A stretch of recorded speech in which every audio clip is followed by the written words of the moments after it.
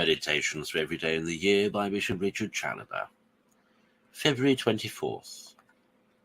On the Blessed Eucharist, as it is a sacrifice of propitiation.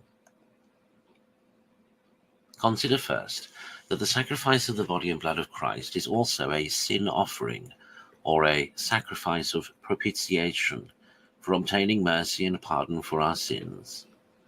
The debt man contracted to divine justice by sin was infinite, and nothing that any one pure man, or even all mankind put together, could do or suffer for the expiation of sin, could bear any kind of proportion with that debt, or go any part of the way towards the cancelling of it. Much less could the blood of oxen or goats, used in the ancient sin offerings of the law, have any virtue in them to wash away sin. Therefore did the Son of God take a body and blood for us, to substitute this new victim in the place of those old ones. Psalm 39. This body and blood he offered in sacrifice upon the cross for the sins of all mankind. With this he paid our ransom and completely redeemed us. This same he has bequeathed to us in the sacrament and in the sacrifice of the Blessed Eucharist, in which as our priest and victim he daily appears before his Father on our behalf, and presents his passion and death to him to obtain the forgiveness of our sins. Thus the sacrifice of the Eucharist is truly propitiatory in virtue of that blood of the New Testament, the fruit of which it applies to our souls. Consider secondly what an advantage it is to our souls to have here daily celebrated amongst us this propitiatory sacrifice, in which the Lamb that taketh away the sins of the world presents to his eternal Father upon our altars under the mystical veils that represent his death. His body is broken and slain for us, and his blood is shed for our sins, and with his body and blood intercedes to obtain mercy and pardon for us.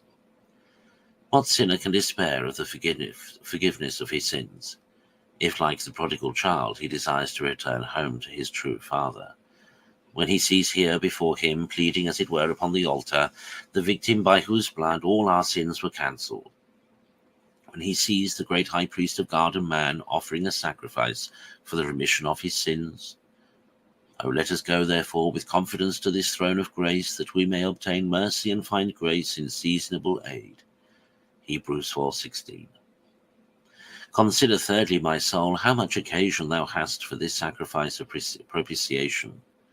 Alas, how great is the debt thou owest to divine justice for thy numberless sins. Recount to thyself, O sinner, in the presence of thy God, all thy years in the bitterness of thy soul. Isaiah 38:15. See how very early thou didst incur the dreadful guilt of mortal sin.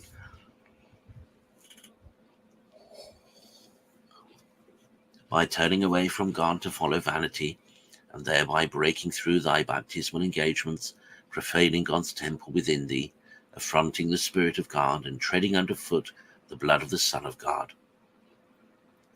Reflect how much thy sins have been multiplied after so bad a beginning every day from that time to this very hour. Ah, what shalt thou offer to the Lord that is worthy? Wherewith shalt thou kneel before the high God? Micah 6:6. Neither holocaust, nor thousands of rams, nor yet thy own blood can expiate thy guilt. The blood of Christ alone can do it, and with this thou kneelest before the Most High, when thou assistest at the sacrifice of the altar, where this blood is applied to thy soul. Neither is it applicable to thy soul alone, but the inexhaustible treasures of mercy, which are laid open in these sacred mysteries, give us a confidence to join all here in a body with our great advocate and high priest at our head, and to plead for mercy through this same blood, for our brethren also, both living and dead, that we may obtain for them all the remission of their sins, and a discharge of all the debts of punishments due to their sins. Conclude to embrace this great means of obtaining mercy and grace by assisting daily, if it lies in thy power, at this propitiatory sacrifice. With a contrite and humble heart, and making on this occasion a confession of all thy sins at the feet of Jesus Christ, who is here both priest and victim.